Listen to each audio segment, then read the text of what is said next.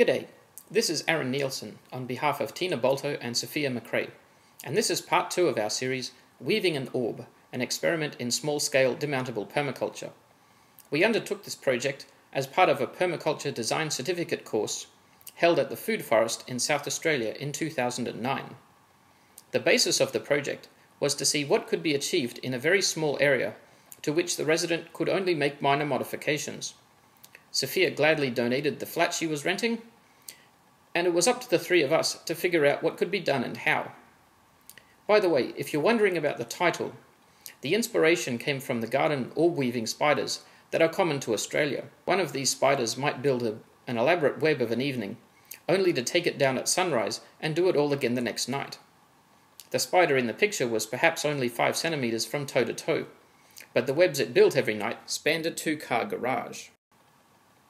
Anyway, this is the PowerPoint presentation we gave at the end of the course, so let's get to it. We'll start off by talking about the property itself, where it is, what's there, and who it's for. There are many constraints on the site, so we'll need to take these into consideration. Next, we'll talk about exactly what we hope to do on the site, based on what the residents want. And finally, we'll present the ideas that we've had and some designs to show how those ideas might be implemented. We might not end up implementing everything we discuss here, but at least you'll know what we're working towards. The site itself is in suburban Adelaide. It's just east of the centre of the city. We've provided latitude, longitude and altitude measurements for that if you're interested or if you find that useful. The site is a self-contained rental flat with ground floor access. It's part of a block of flats that has 3 flats on the first floor as well. It has a makeshift carport covered with shade cloth and a concrete driveway that it shares with the other ground floor flats. There is some space at the rear. You'll see just how much space there is in a moment. And part of the yard is covered by a balcony that provides access to the first floor flats. There isn't much space of any kind anywhere on the site, so there isn't much to talk about with regard to zones and sectors. The flat faces almost due north, so the sun always comes in from the front, and there is the odd crosswind that blows across the backyard from the west. Here's an aerial view of the site, expertly ripped from Google Maps.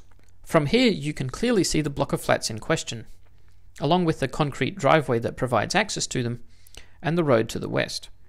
The ground floor flats, indicated by the 4 green shaded carports, face a direction very close to true north.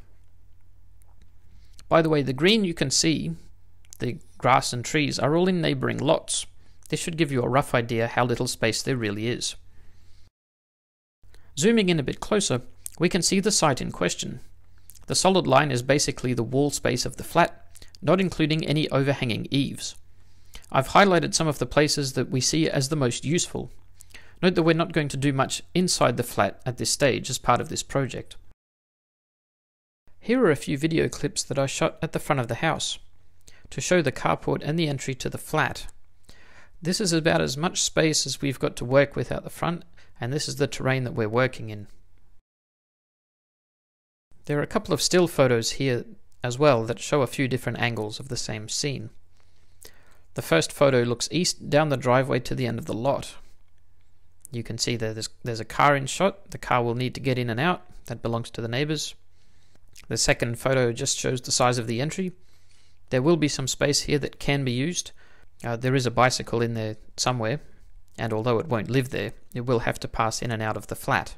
The last shot looks back up the driveway a bit, showing that the neighbours on the western side have already started on their own garden out the front.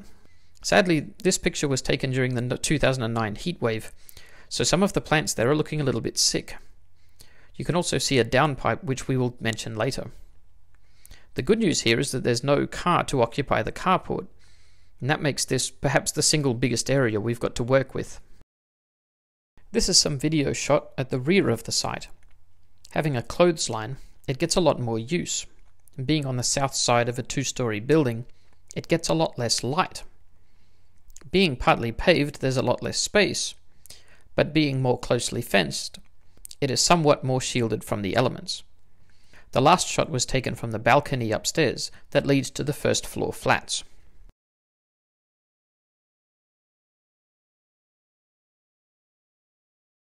Among the still photos here, the one in the center shows a decent view of the yard.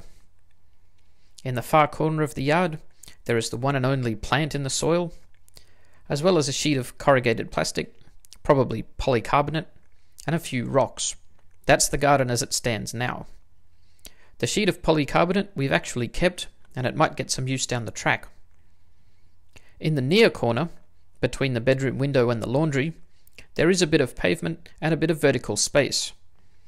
Where this shot was taken from is also where the soil is, or rather where the dirt is for what it's worth. Here is a rough plan of the site to show where the useful areas are going to be. At the front of the site, we've got the big open area under and around the carport, and a bit of space in the entryway. We can't use all of that space, of course.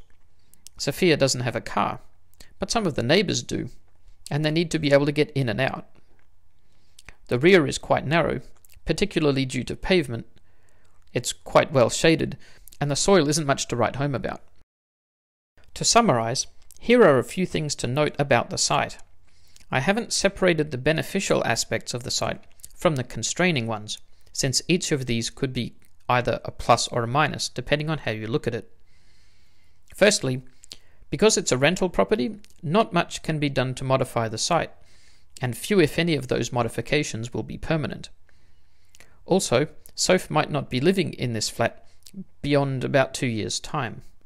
Secondly, it's very small and very confined, surrounded on all sides by fences, trees, and other flats. On the other hand, the 3 adjoining flats provide good insulation in summer. Thirdly, while the area is quite small, it is quite close to a variety of facilities in the suburb. For example, Soph doesn't have a washing machine, but she isn't compelled to get one if there's a laundromat nearby, which there is. Fourthly, Soph has a small child, Derek, who just turned 3 at the time of this presentation. He's already shown that he's not necessarily going to be too keen to be cooped up inside the house all day. One of the things we had originally talked about was the idea of recycling waste on the premises. The problem is that our tenants are already reusing or recycling a large proportion of the food scraps and wastewater they generate.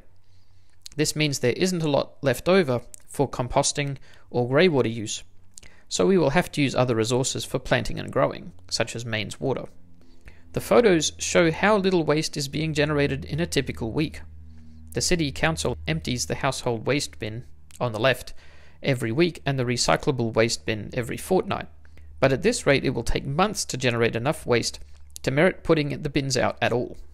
Finally, we did a quick energy audit of everything in the house that we could measure, and Soph replaced some 500 watts of old incandescent light bulbs with equivalent compact fluorescent lighting. The still life photo in the center shows the bulbs that were replaced. So what do we hope to achieve with this project? Well, Soph, being the person living there, has a few goals. In the first place, the driver for the project is the ability to grow food on the property. Given the proportion of the site that is covered in concrete and the rental tenancy, this will mean finding out what grows in planter pots and how to get the best yield out of them. On that note, the fact that this is a rental property has forced us to look into things that can be built or installed quickly and easily, but that can also be removed when the lease runs out. We settled on the term demountable because we didn't want to detract from the permanent nature of permaculture. There is also a community of like-minded, or at least mildly like-minded, people living and working in the area, growing and selling organic produce and the like, and Sophia wants to join in. Ultimately, the whole thing is going to be a learning experience. I guess a learning experience for all of us. Almost a primer in implementing permaculture principles, if only on a small scale. Part 2 continues with the second half of our PowerPoint presentation.